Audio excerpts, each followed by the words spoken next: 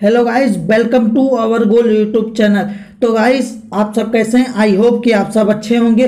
तो आइए आपको आज इम्पोर्टेंट जो रीजनिंग क्वेश्चन की सीरीज है उसके आपके पार्ट 1 में जो इम्पोर्टेंट क्वेश्चन आपके हर एग्जाम में पूछे जाते हैं, अक्सर बहुत ही ज़्यादा जो क्वेश्चन पूछे जाते हैं उन सभी क्वेश्चन को इस पार्ट 1 में रखा गया है। वहीं अगर हम बात कर लेते हैं कि आप चैनल पे नए हैं, हमारे चैनल को आपने सब्सक्राइब नहीं किया है तो हमारे चैनल को जो आपको नीचे लाल वाला बटन दिख रहा है उसको क्लिक करके आप हमारे चैनल को सब्सक्राइब करें और साथ ही साथ बेल आइकन भी प्रेस कर दें, जिससे इस प्रकार के इंपॉर्टेंट वीडियो की नोटिफिकेशन आप तक जल्द से जल्द मिल सके। तो आज का क्वेश्चन बहुत ही इंपॉर्टेंट होने वाला है। आपसे रिक्वेस्ट है कि इस आप रीजनिंग जो इंपॉर्टेंट रीजनिंग क्वेश्चन का पार्ट 1 है उसको आप लोग अंत तक देखिए, क्योंकि जो इंपॉर्टेंट क्वेश्चन रखा गया है इस पार्ट में वो आपके एग्जाम की दृष्टि से बहुत ही ज़्यादा महत्वपूर्ण क्वेश्चन है एवं उन्हीं क्वेश्चन को रखा गया है जो हाल फिलहाल में एग्जाम में सबसे ज़्यादा पूछे जाने वाले प्रश्न हैं। तो चलिए देखते हैं आज के क्वेश्चन क्या होने वाले हैं।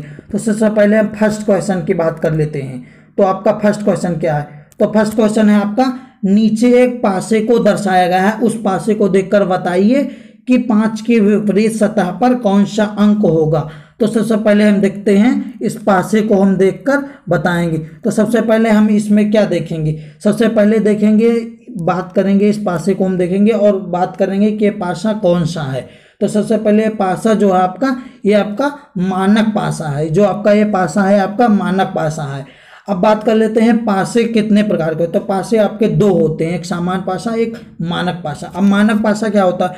तो मानक पासा जो होता है, जो मानक पासा होता है इसमें दो विपरीत सतहों के अंकों का योग जो होता है वो 7 होता है, जबकि सामान्य पासा में जो है अंकों का योग 7 अनिवार्य नहीं होता है, वो कुछ भी हो सकता है। और वहीं बात कर लेते हैं कि ये मानक पासा है। तो आपका आंसर क्वेश्चन में क्या पूछा गया है कि 5 की विपरीत सतह पर कौन सा अंक होगा। तो हम बात कर लेते हैं, जब मानक पासा है तो आपको क्या बताया है कि अंकों का योग जो होगा वो आपका 7 होगा, अंकों का योग आपका 7 होगा। तो हम 5 में प्लस करेंगे 5 प्लस कितना जोड़ेंगे कि आपका 7 प्राप्त होगा। कितना जोड़ेंगे कि आपका 7 प्राप्त होगा। तो हम 5 में 2 जोड़ेंगे तभी आपका 7 प्राप्त होगा।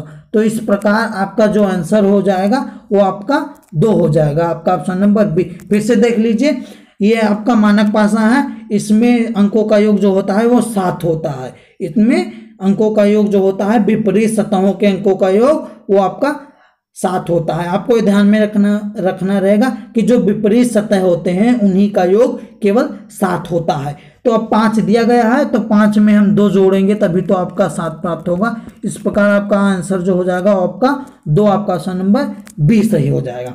अब नेक्स्ट क्वेश्चन देखते हैं। नेक्स्ट आपका दूसरा क्वेश्चन क्या है? तो दूसरा क्वेश्चन है आपका, ये दूसरा क्वेश्चन आपका नंबर सीरीज का क्वेश्चन है, नंबर सीरीज का क्वेश्चन है। अब इस सीरीज को देख लेते हैं। इस सीरीज में फर्स्ट नंबर जो है आपका 4 है, सेकंड 8 है, तीसरा आपका 24 है और चौथा आपका 96 है। तो सबसे पहले हम इस पे अपना माइंड से देखेंगे कि आखिर में क्या हो सकता है। तो सबसे पहले हम देखेंगे कि क्या, सबसे पहले इनको मल्टीप्लाई बाई देखेंगे, मल्टीप्लाई बाई करके देखेंगे। सबसे पहले आपका 4 है तो आप इस तरह माइंड लगाएंगे। अब 4 का हम 2 में गुणा करें तो आपका 8। अब 8 में हम 3 का गुणा करें तो 24। अब 24 में हम 4 का गुणा कराएंगे तो आपका 96 हो जाएगा। अब इसको हम दूसरे मेथड से देखते हैं, दूसरे मेथड से। अब आपको एक और तरीके से बता देते हैं। अब मान लिया आपका 4 है, अब 4 में हम 1 का गुणा कराएंगे, 4 में हम 1 का गुणा कराएंगे तो आपका क्या प्राप्त होगा? आपका 4 प्राप्त होगा। अब 4 में अब हम 8 प्राप्त करने के लिए आप क्या करेंगे? अब 8 प्राप्त करने के लिए आप 4 में 2 का गुणा कराएंगे तो आपका 8 आएगा। अब वहीं पे हम बात कर लेते हैं, यहाँ पे 8 आ गया। अब हम 8 में जो तीसरे नंबर, ये डिजिट जो है आपको नंबर वाइज देखना है। अब आपका तीसरे नंबर का डिजिट आपको प्राप्त करना है। मान लिया यहाँ क्वेश्चन मार्क होता तो आपका जो अब आंसर आपका 8 आया है तो अब आप 8 में जो 3 नंबर पे आपको प्राप्त करना है उसका गुणा कराएंगे तो यहाँ पे आपका 24 प्राप्त हो गया। अब वहीं ठीक इसी प्रकार से आप 24 में जो चौथे नंबर का डिजिट है उसे 4 से गुणा कराएंगे तो 2400 का आपका 96 हो गया, 96 हो गया। अब वहीं आप 96 इसका आंसर प्राप्त करने के लिए आप 96 में आपका 5वां डिजिट जो क्वेश्चन मार्क के स्थान पे, अब यहाँ फिर से देख लीजिए आपका क्वेश्चन मार्क पे जो है वो आपका 5वां डिजिट जो है, तो आप 96 में 5 से गुणा करेंगे। अब आपका आंसर क्या हो जाएगा, तो आपका 6 पंचे 30, 30 का आपका जो होता है कैरी आपका 0 हो जाएगा, कैरी आपका 0 आ गया, सॉरी कैरी नहीं आपका 0 आ गया, अब कैरी आपका 3 आ गया। अब 9 से आप 9 से 5 में गुणा करेंगे तो आपका क्या हो जाएगा, 9 पचे 45, आपका 45 हो जाएगा, और आप 3 जोड़ेंगे तो आपका क्या हो जाएगा 48। इस प्रकार आपका आंसर जो हो जाएगा आपका 480 हो जाएगा। आपका आंसर जो हो जाएगा वो 480, तो आपका 480 किस ऑप्शन में है, आपके ऑप्शन नंबर सी में है। अब नेक्स्ट क्वेश्चन देखते हैं। नेक्स्ट क्वेश्चन क्या आपका, तो नेक्स्ट क्वेश्चन है आपका, नेक्स्ट क्वेश्चन जो आपका है वो आपका इंसल्टिंग मैथमेटिकल डिजिट से लिया गया है। इंसल्टिंग मैथमेटिकल डिजिट अर्थात गणितीय अंकों को भरना, इससे लिया गया है। तो आप सबसे पहले आपको इसको देखेंगे, इस आप सीरीज को देखेंगे तो सबसे पहले आपका आंसर क्या हो सकता है, आप 2-3 माइल लगाएंगे। सबसे पहले माइल लगा के आप ये देखेंगे कि आखिर में जो आपका क्वेश्चन मार्क पे है यहाँ पे हम कैसे इसका आंसर खोजें। तो सबसे पहले आप माइंड ये लगाएंगे कि आपका जो 153 है वो आपका कैसे आया है। तो आपका 153 आपका देख लीजिए, आप 153 कैसे आया है, तो ये आपका 153 कैसे प्राप्त होगा। तो आप सबसे पहले माइंड लगाएं कि आखिर में हम 13 का स्क्वायर कर दें, तो 13 का स्क्वायर आपका कितना हो जाएगा, तो आपका 169 हो गया। अब बात कर लें कि 4 का वर्ग करेंगे तो आपका 16, अभी इसमें में से आप 16 घटा देंगे तो आपका क्या प्राप्त हो जाएगा। अब 9 में से आप 6 अगर आपकी निकालेंगे, आप सब्ट्रैक्ट करेंगे तो आपका 3 प्राप्त होगा, और आप 6 से 1 सब्ट्रैक्ट करेंगे तो आपका 5 प्राप्त होगा, और 1 का आप 1 रह जाएगा।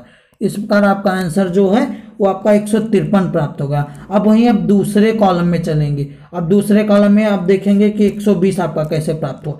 तो आपका 120 जो है आप 11 का स्क्वायर करेंगे और -1 का स्क्वायर, इस प्रकार आपका 11 का स्क्वायर आपका 121 होता है। अब -1 आपका 120 प्राप्त हो गया, आपका 120 प्राप्त होगा। ठीक इसी प्रकार आप थर्ड कॉलम में देखेंगे कि आपका क्वेश्चन मार्क के स्थान पे कौन सा आंसर है। तो आपका सीधा आप 6 का स्क्वायर कर दें -2 का स्क्वायर, तो आप 6 का यहाँ पे 6 का स्क्वायर -2 का स्क्वायर, तो 6 का स्क्वायर आपका 36 हो गया, -2 का स्क्वायर आपका 4 हो गया। इस प्रकार आपका जो आंसर प्राप्त हुआ वो आपका ऑप्शन नंबर ए 32 आपका प्राप्त हो जाएगा। अब ठीक इसी प्रकार नेक्स्ट क्वेश्चन देखते हैं। नेक्स्ट क्वेश्चन क्या आपका, तो नेक्स्ट क्वेश्चन जो आपका है वेन डायग्राम से लिया गया है। वेन डायग्राम का ये आपका क्वेश्चन होने वाला है।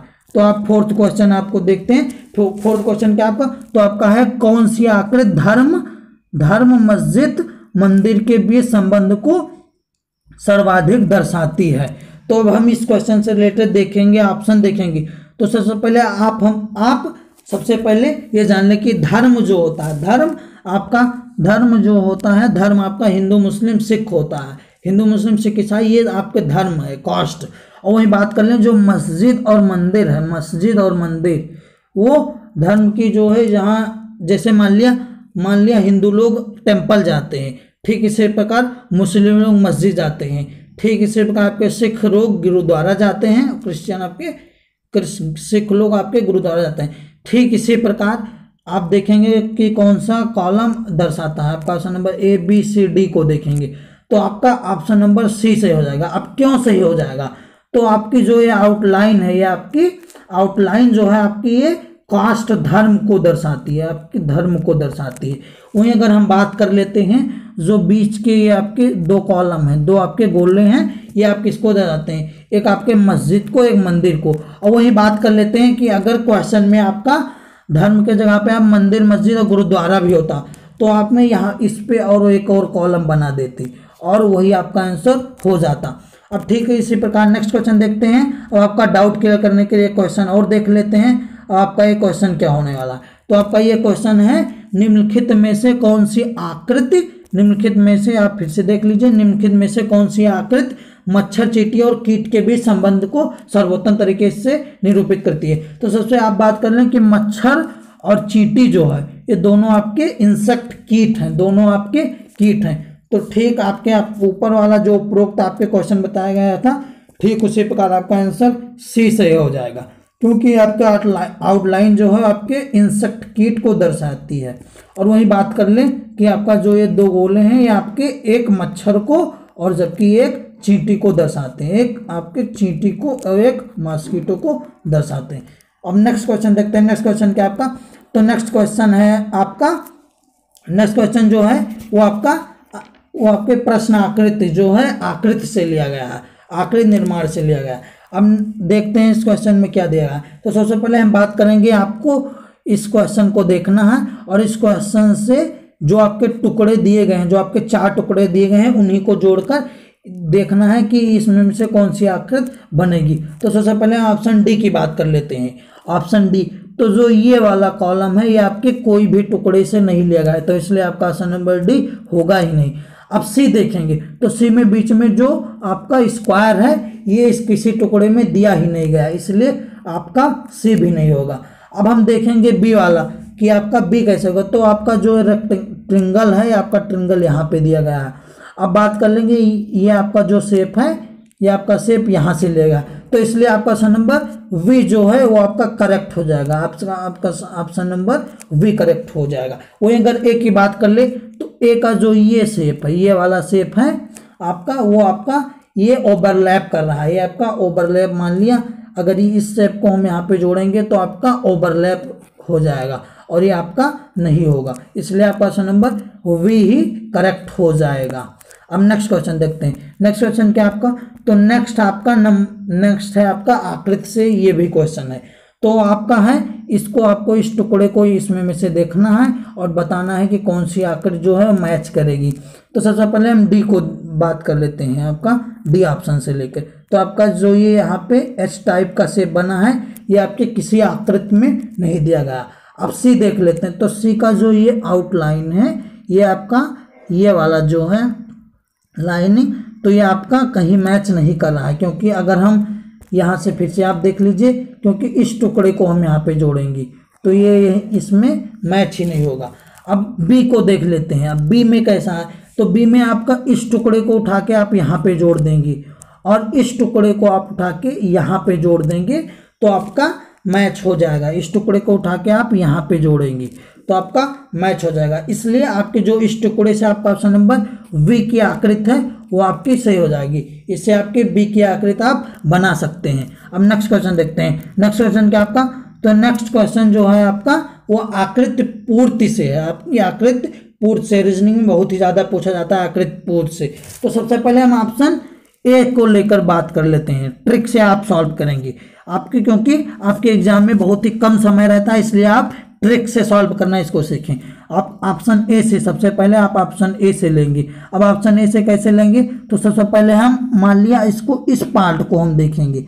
आप इस पार्ट से आप देख लीजिए। सबसे पहले अगर हम बात कर लेंगे तो यहाँ पे थोड़ा, यहाँ पे जो मूव है, यहाँ पे थोड़ा मूव है, तो ये यहाँ पे मूव है, ये भी आपका सही हो जाएगा। अब आपका जो ये वाला है, ये वाला आपका थोड़ा कर्व शेप में है, आपका ये दोनों कर्व शेप में रहना चाहिए और इसमें केवल एक ही कर्व शेप में, इधर नहीं, इसलिए आपका ए गलत हो जाएगा। अब सीधा कर्व शेप में, बी में भी कर्व शेप में नहीं है तो आपका बी गलत हो जाएगा। अब इसमें दोनों कर्व शेप में है। अब सी से हम देख लेते हैं। उसके बाद में आपका जो सेकंड क्या देखना है, सेकंड देखना है ये आपका लाइनिंग होना चाहिए और यहाँ पे कर्व होना चाहिए। तो आपका ये लाइनिंग भी है और ये आपका कर्व भी है, इसलिए आपका ऑप्शन नंबर सी सही हो जाएगा। अब नेक्स्ट क्वेश्चन, नाइन्थ क्वेश्चन क्या है, तो नाइन्थ क्वेश्चन जो है वो आपका वर्ड ऑर्डर से है, वो आपका वर्ड फॉर्मेशन से है, आपका शब्द संरचना से है। अब आपका क्या है क्वेश्चन, तो आपका सबसे पहले आप निर्देश पढ़ लीजिए। अब निर्देश क्या है, दिए गए प्रत्येक प्रश्न के विकल्पों में से उस शब्द को चुनिए जो दिए गए शब्द के अक्षरों के प्रयोग द्वारा नहीं बनाया जा सकता है। तो हम सबसे पहले हम यहाँ पे इस क्वेश्चन को देखेंगे। तो इस क्वेश्चन को देखेंगे, जो आपका ये वर्ड है, इस वर्ड में से आपका ऑप्शन को, सभी ऑप्शन को, ए बी सी डी आपके सभी ऑप्शन को देखना है और बताना है कि जो इन आपके क्वेश्चन में जो वर्ड दिया गया है उस क्वेश्चन से मिलकर बना है या नहीं। तो सबसे पहले हम ऑप्शन ए की बात कर लेते हैं। तो आपका जो आर है, यहाँ पे आपका आर दिया गया है, हम आपको टिक लगा के बता रहे हैं। वहीं आपका जो ई है, यहाँ पे एक ई दिया गया है। वहीं अब एल की बात कर लें तो इसमें एल कहीं नहीं दिया गया, इसलिए आपका ऑप्शन नंबर ए सही हो जाएगा। क्योंकि आपका पूछा गया था कि अक्षरों के प्रयोग से नहीं बनाया जा सकता है।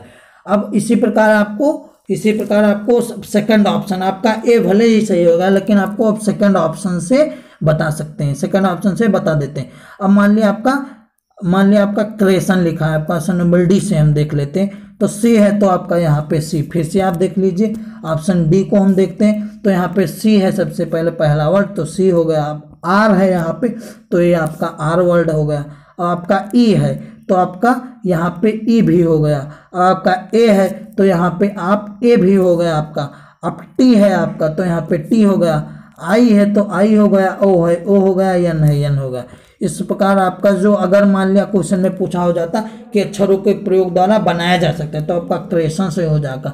वहीं आपका टेरेन और इनेक्शन ये आपके 2 नंबर हैं, ये भी आपसे इससे रिलेट करेंगे। अब आपका लास्ट क्वेश्चन जो है आपका 10वां क्वेश्चन, उसको देख लेते हैं। 10वां क्वेश्चन क्या आपका, तो 10वां क्वेश्चन है आपका, यदि किसी कूट भाषा में एब्सोल्यूट को ESVLOTUA ये आपका ये नंबर लिखा जाता है तो उसी कूट में कैलेंडर जो आपका कैलेंडर को किस प्रकार लिखा जाएगा। तो ठीक आप इसी प्रकार देखेंगे। अब एब्सोल्यूट को आप देखेंगे तो एब्सोल्यूट को कैसे लिखा गया। अब मान लिया यहाँ पे फिर से आप देख लीजिए, एब्सोल्यूट का जो फर्स्ट नंबर है आपका ए है और आपका इसमें लास्ट में लिख दिया गया है, ठीक लास्ट में। तो इसी प्रकार आपका जो सी है वो आप लास्ट में, तो आपका सभी ऑप्शन में लास्ट में है। अब हम दूसरा वर्ड ले लेते हैं तो आपका जो बी है दूसरे नंबर पे वो आपका आंसर में आपका तीसरे पे लिख दिया गया है। तो ठीक इसी प्रकार पे आप देखेंगे आपका दूसरा ये है वो आपका तीसरे में किस में लिखा है, तो आपका तीसरे में आपका वी में भी लिखा है और ए में भी लिखा है। अब आपका इससे आपको पता होगा कि सी और डी आपका नहीं होगा। अब इन दोनों ऑप्शन में ले लेते हैं। अब तीसरा वर्ड देखते हैं, तीसरा है आपका यस। अब यस इसमें दूसरे नंबर पे लिखा है, तो ठीक इसी प्रकार के आप तीसरा एल ले लें। अब तीसरा एल ले लें तो दूसरे पे कौन सा एल लिखा है, तो दूसरे पे दोनों में लिखा है, दूसरे पे दोनों में लिखा है। तो ठीक इसी प्रकार आप फोर्थ नंबर को देखते हैं तो वो है आपका, अब वो इसमें किस नंबर पे लिखा है, तो आपका आगे से देखेंगे तो 1 2 3 4 5वें नंबर पे आपका ओ लिखा है। ठीक इसी प्रकार आप चौथे डिजिट आपका ई है तो आप देखेंगे कि आंसर में आपका 5वें नंबर पे ई को किस में लिखा है, तो आपका इसमें देखेंगे 1 2 3 इसमें चौथे पे है। और वहीं बी में देखेंगे तो आपका 1 2 3 4 इसमें 5वें नंबर पे, इसलिए आपका आंसर नंबर बी, फाइनली आपका आंसर नंबर बी सही हो जाएगा। तो ठीक इसी प्रकार आप कम समय में और जल्दी से कर सकते हैं, क्योंकि हम आपको अच्छी तरीके से समझा रहे हैं इसलिए थोड़ा टाइम लग रहा है और आप और अच्छी तरीके से कर सकते हैं। तो मित्रों आज का ये रीजनिंग का पार्ट कैसा लगा ज़्यादा से ज़्यादा कमेंट करें और वीडियो को ज़्यादा से ज़्यादा लाइक करें और साथ ही साथ चैनल को सब्सक्राइब कर लें। तो मित्रों अब मिलते हैं एक और नेक्स्ट पार्ट में, तो टेक केयर मित्रों, जय हिंद, वंदे मातरम।